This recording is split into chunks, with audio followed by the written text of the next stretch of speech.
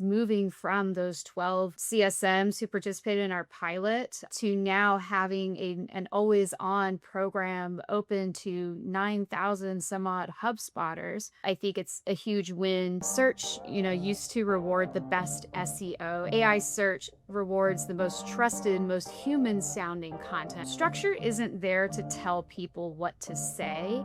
It's to lower the barrier to start and then raising the ceiling of what's possible once they get in the door. Earning trust online. You have to seed that and nurture it and be consistent and grow.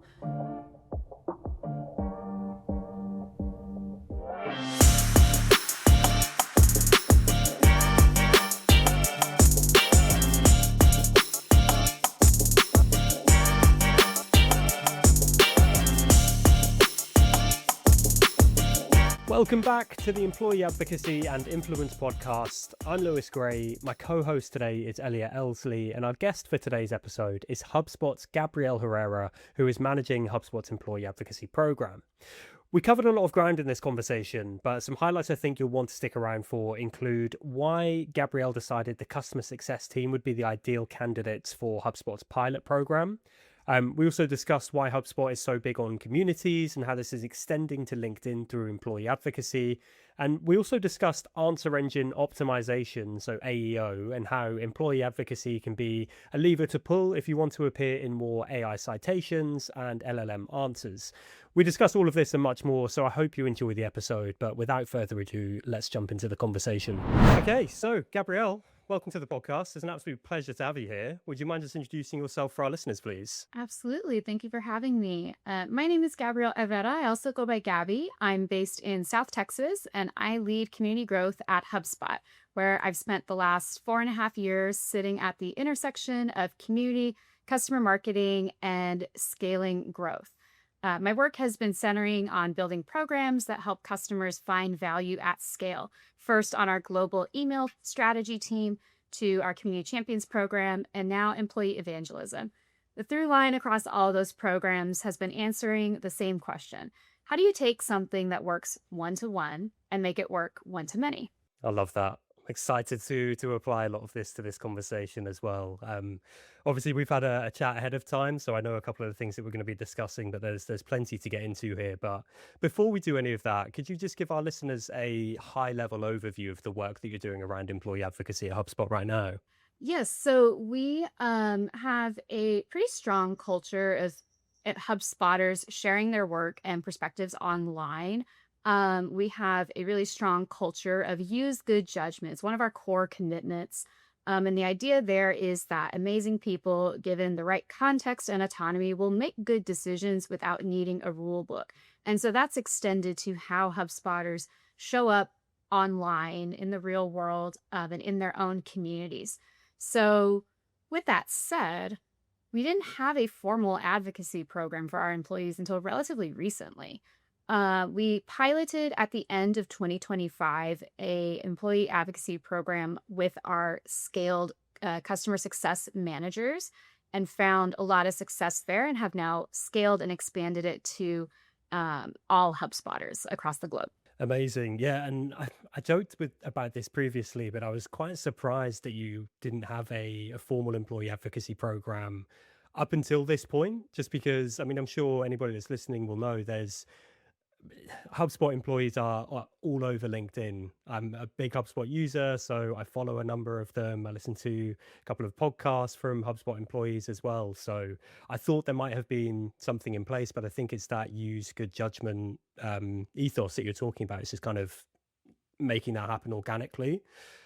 But before this program came into place, obviously that's my perception. But what did employee advocacy look like, before this program? Yeah, before this program, we certainly had a few plays for large scale content distribution. So, what I and many other marketers in the industry affectionately refer to as lazy copy, right? Somebody on the brand team or in the product marketing team has provided 3 or 4 different prompts that are really easy to share online. And that's great for somebody who is a good steward of the company and wants to help with that large scale. We're talking our inbound or now unbound conference any major product announcements, things where we want to make a big splash and drive awareness. And that type of effort is really great for that goal. You also have probably seen lots of new hire posts, which come from employer brand and things speaking to what it's like to be a HubSpotter, especially for people maybe less relevant today in 2026, but back in 21 and 22, what's it like being a remote HubSpotter? But there wasn't really a function for using the product from either an employee perspective as someone who's building on it, or using the tools at scale at a company like HubSpot, or somebody who's hearing those stories firsthand from other customers and partners. And so the goal was to shift from pure content distribution and culture and feel good, which again, all serve their purpose, and to start answering the questions that customers are actually asking, moving people away from looking for that how-to content that you might find on the knowledge base or even within the community, and how best to, and how we can add our employee voices to that alongside the branded content. Obviously, like HubSpot, I mean, you guys are a sort of content powerhouse, the amount of, and have been for years. I think back 8-9 years ago, and HubSpot were the ones producing most of the social media related content out in the market at the time. But do you think a lot of it stemmed from that as well? Just the sheer amount that HubSpot are producing, like there's just access for employees. And as you kind of mentioned, these different silos start to pick up on their campaigns, their content, start to kind of press that. Is that kind of how that happened and shifted to a more central strategy? I think that's definitely played a part in it. I think the more urgent signal or call to action has been the shift for AEO or GEO, whatever your choice for, this AI era of search. AEO, for anyone who's listening and is not up to speed on it yet, is about helping your brand get recommended, mentioned, and cited in AI generated answers. Search, used to reward the best SEO.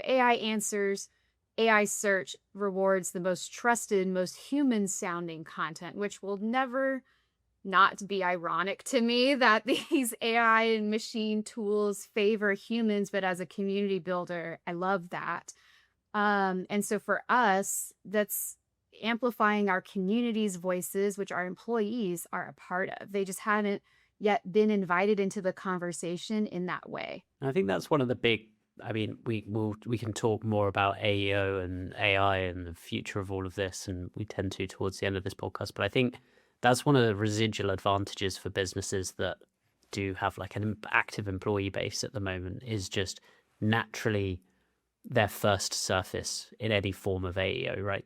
Because their employees have been sharing and are trusted voices and have built a personal brand, it's such an advantage point to be at. Whereas starting from scratch, you've got potentially more work to do to get all those employees kind of shifting and sort of posting a lot more content. Yeah, absolutely. We started our pilot with our scaled customer success managers, as we've seen this shift in CS kind of at large, similar to what a lot of us saw happening with the blend between sales and marketing roles and that handoff. And I think smarketing was even the term that was being pushed forward. And so we're seeing this evolution in CS where CSMs are needing to be more consultative, more strategic. And so how can we, especially in a scaled segment, expand that to all of our customers instead of just that one-to-one call?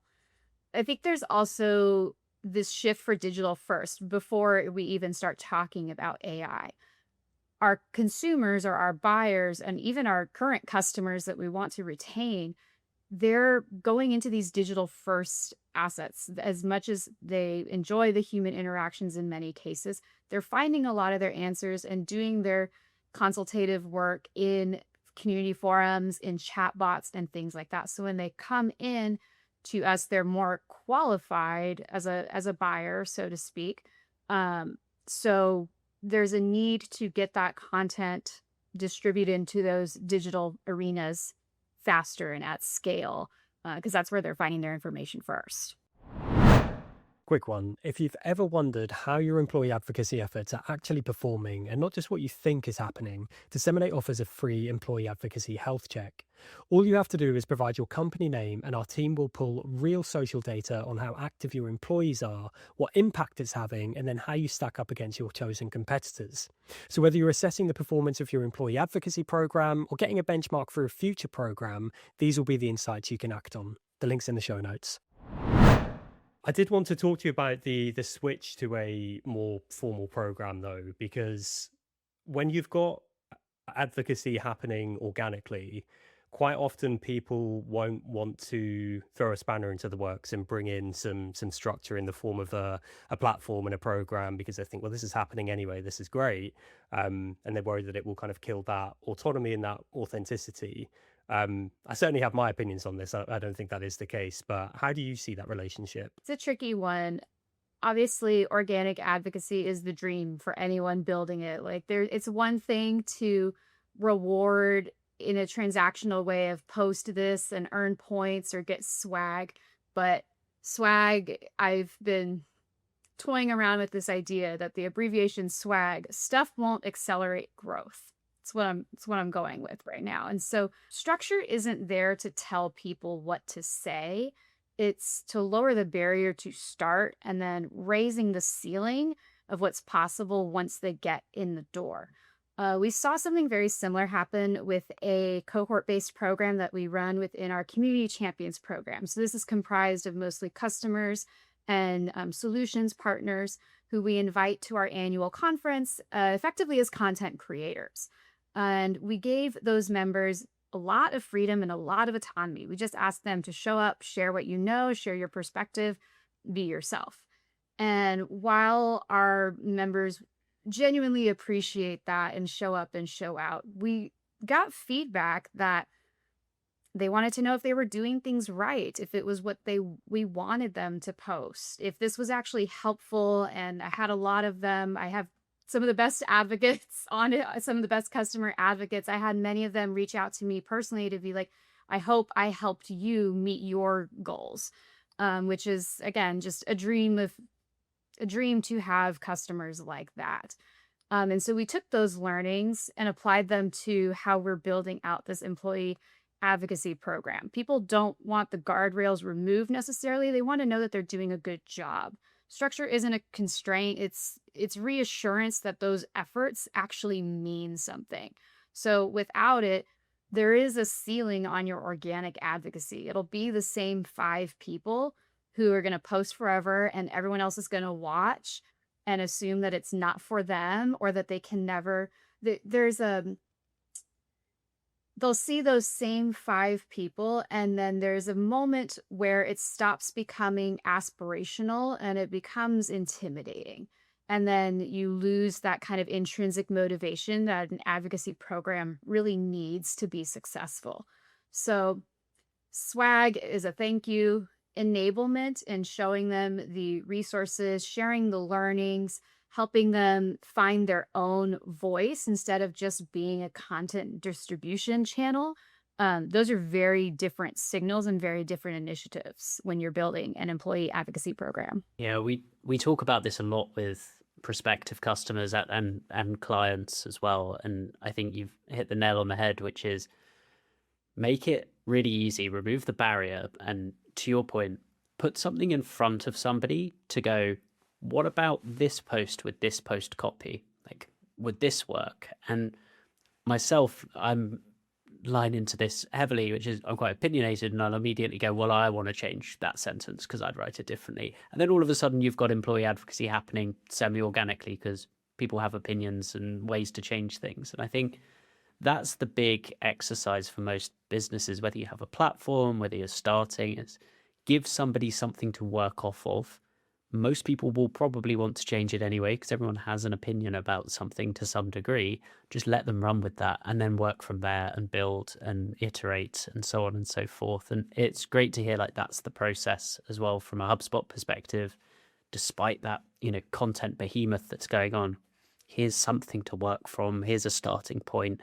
Let's see where you get to. And Gabrielle, in terms of the actual structure itself, what did you put in place for HubSpot's program? I know you've spoken about training and the importance of that, but what did that structure look like? And then I guess what purpose does each piece of that structure serve? Yeah, we leveraged existing tools and resources and really doubled down on getting the enablement right and less about tool usage, because we knew if the enablement wasn't there, it didn't matter what tool we were going to be using, it would not have been effective. So we give our topic prompts, keyword guidance, especially for those who are creating content or engaging on Reddit, which subreddits you'll find similar topics in.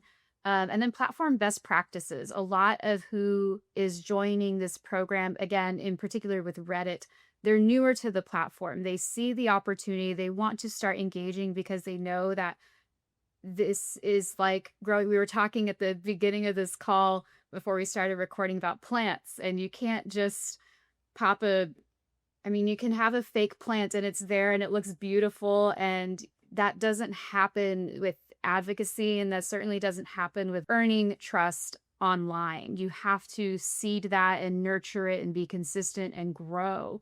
And so we do provide a lot of information about best practices for platforms that may be newer or emerging, as people get more comfortable with them. So today because we're still evolving, we're just shifting out of pilot and in the early stages of our formal program. We have a Slack channel where we are building community amongst the participants and sharing learnings there. There's some amplitude reporting as well as some internal tools within HubSpot that we're able to measure engagement.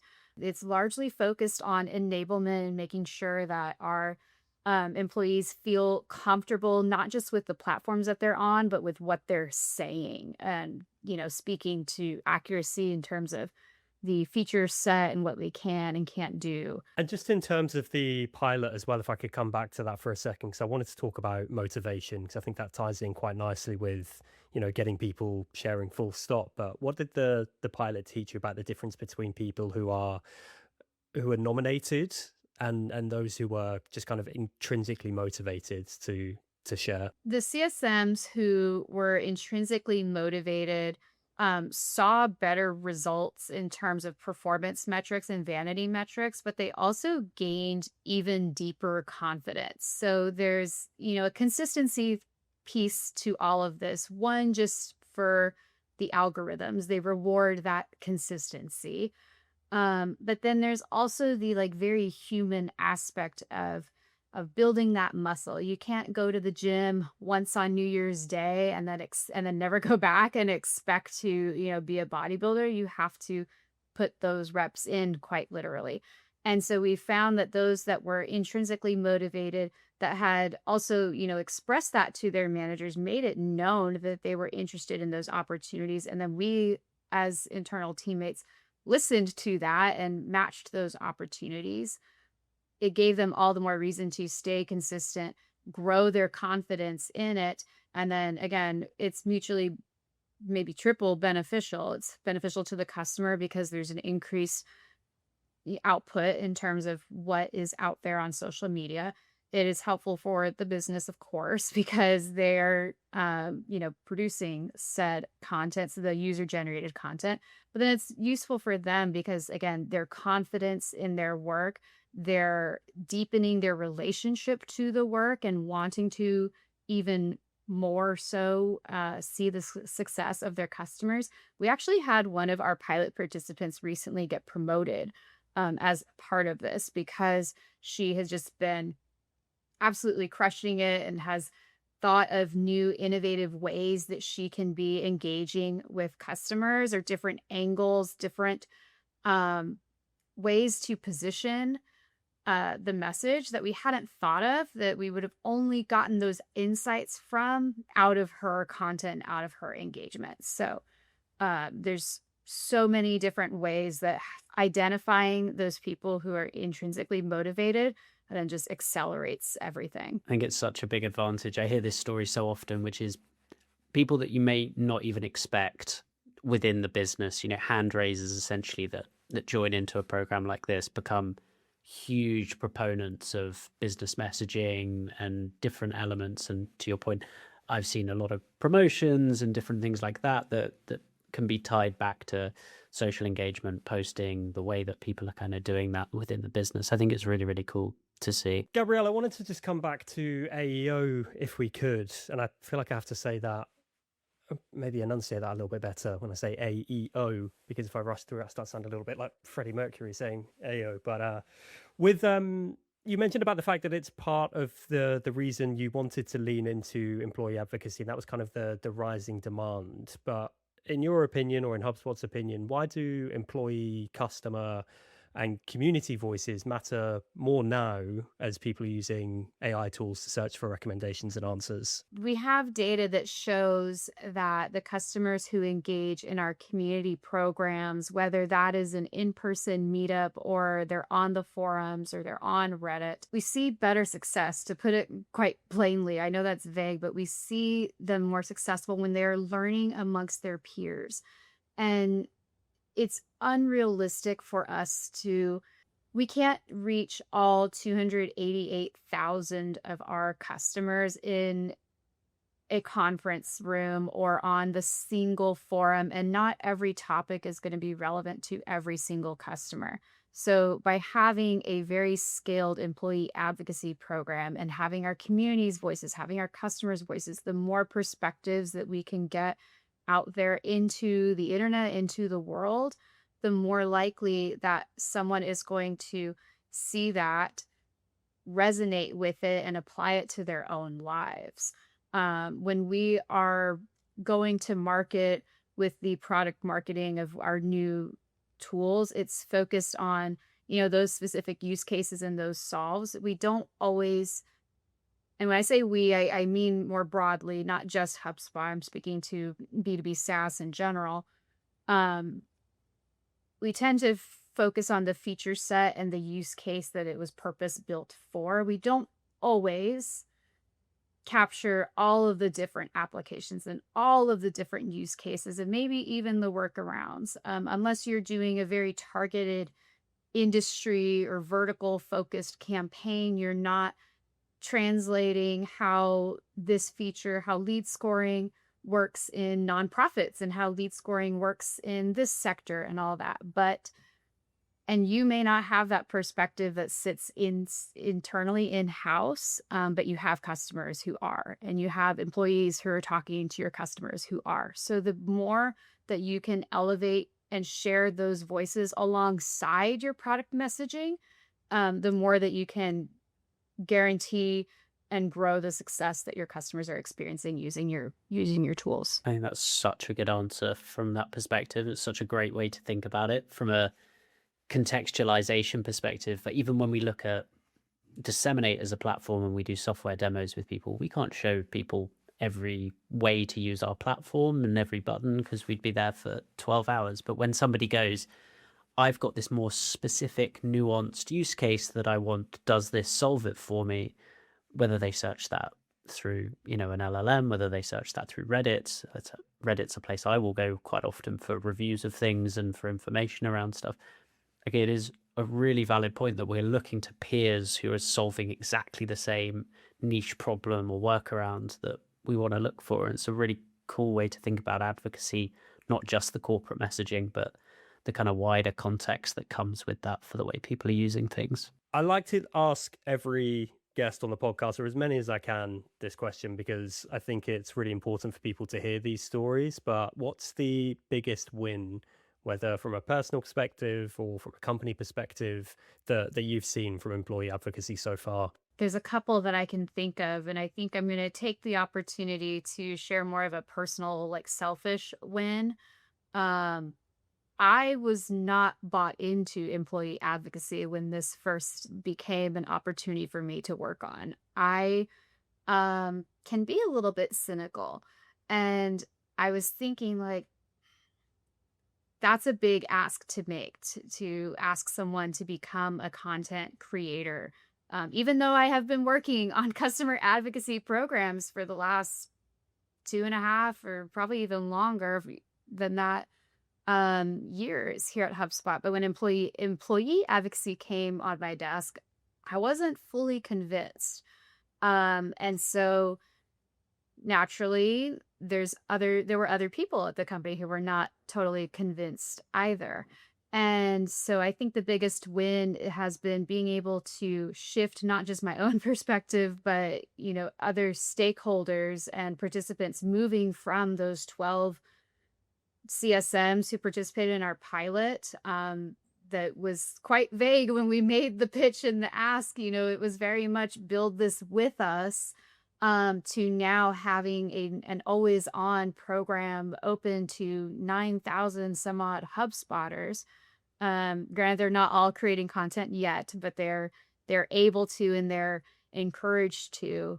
I think it's a huge win to have everyone on mostly the same page of the importance of this, the timing, the urgency, with all of us having a really deep understanding of AEO and seeing the impact that those decentralized community conversations, those conversations that are happening not just on our own community platform, but on social channels, can have on the business.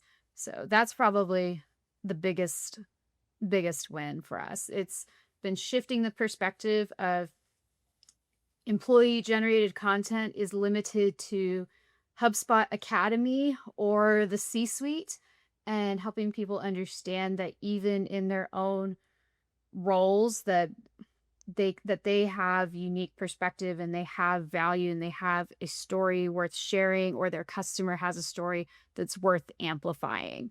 That it doesn't need to be this intimidating, you have to want to have 1 million followers initiative. It can start small, and sometimes there's deeper trust with starting small.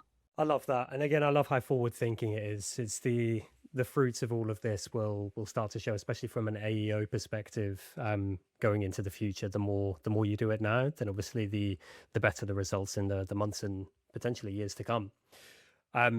So finally then, Gabby, I just wanted to know what's next for the program. This is obviously, relatively new, let's say. Yeah. You've had your pilot, you've got your structure in place now. What are your goals over the next, 6 to 12 months? Well, I think the obvious one is refining. It's quite a jump to go from about a dozen CSMs to open and accessible to 9,000 some odd HubSpotters and dozens upon dozens of different roles. And so I'm genuinely excited to hear the feedback. I'm very much, as a growth marketer, someone who likes when processes break and systems break, because then it gives me an opportunity to try something new and refine it. I don't know that something's not working sometimes until it breaks in that way. So I'm genuinely looking forward to refining it. I don't wish for things to break, but I'm looking forward to fine-tuning the program now that we are scaling. That's the given. I think the one that's still a bit more ambiguous, that I haven't seen a lot of other employee advocacy practitioners talking about, at least publicly yet, is attribution, which is, every marketer's crying baby, of course. But we have piloted deep link attribution, tracking URLs to directly tie employee generated content to product usage, to show leadership. Yes, this dedicated post on April 8th led to 5,000 customers activating. Those are simple numbers. That's an example. That's not a real stat that we saw. But there's a trade-off there. Track links are obviously easy to report on. They can get us that usage attribution pretty quickly. They can also undermine the authenticity of that post, because now it's all of a sudden branded. And it can, additionally, depending on the platform you're on, suppress your reach algorithmically. So it's going to be interesting to see throughout the rest of this year how I can thread that needle of measuring that direct product usage impact without making that content feel like a campaign. Um, yeah, that's an unsolved problem. If anyone listening to this has figured it out or has ideas, let me know. I would love to swap notes on that, because I haven't seen or heard anyone talking about usage attribution just yet. I think it's a a fascinatingly complicated area to solve for. And as you say, link tracking, UTM tracking, routing all the way down there. That's one factor. Being able to match visibility against usage is a whole new ballgame. I was going to say, if there's one thing that comes up quite often on the podcast, it's the importance of having qualitative feedback as well. I think we might have spoken about this previously, Gabby, but just having, that you're a community manager, you'll know all of this anyway, but you've got your Slack channel where people are talking constantly, just finding out, if there was a comment that was made on a call for, between a CSM and a customer where they said, oh, I saw your post, which, explained to me that I could do X, Y, and Z without having to jump on a call, whatever it might be. I think just having that constant communication with your advocates and getting that qualitative feedback, as well as obviously the quant stuff, is just as important. But like you said, when it comes to platform usage, it can be particularly difficult.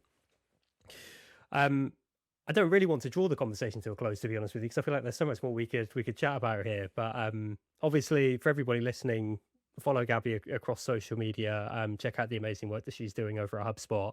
And I guess the final thing to say, Gabby, thank you so much for joining us. It's been an absolute pleasure. Likewise. Thank you very much for having me. Thanks, everybody. We'll catch you in a week's time. Bye for now.